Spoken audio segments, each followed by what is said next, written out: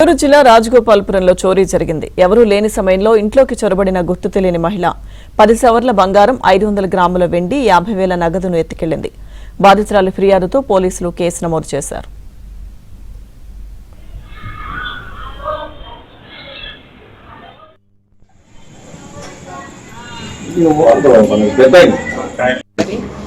నేను ఇది ఇంట్లో ఉన్నాను. నేను 10 గంటలకి మా ఆడపడుచు వాళ్ళ ఇంటికి ముందింటికి వెళ్ళాను. 10 గంటల 3 నిమిషాలకి ఎంటికలోళ్ళు వచ్చింది. వచ్చి 10 గంటల 3 నిమిషాలకి ఇంట్లోకి వెళ్ళి 10 గంటల 7 నిమిషాలకి బయట వచ్చేసింది. వచ్చి ఇట్లా బైపాస్ లో రోడ్డు మీదకి వెళ్ళి 10 సవర్ల బంగారు, 50,000 డబ్బులు, 1/4 కేజీ వెండి పోయింది. నగదును ఎత్తుకెళ్లింది. బాధితురాలి ఫిర్యాదుతో పోలీసులు కేసు నమోదు చేశారు.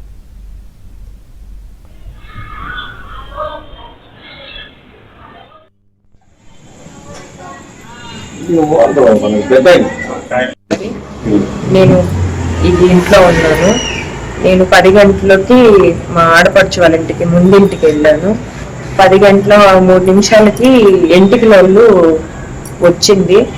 వచ్చి 10 గంటల 3 నిమిషాలకి ఇంట్లోకి వెళ్ళి 10 గంటల 7 నిమిషాలకి బయట వచ్చేసింది.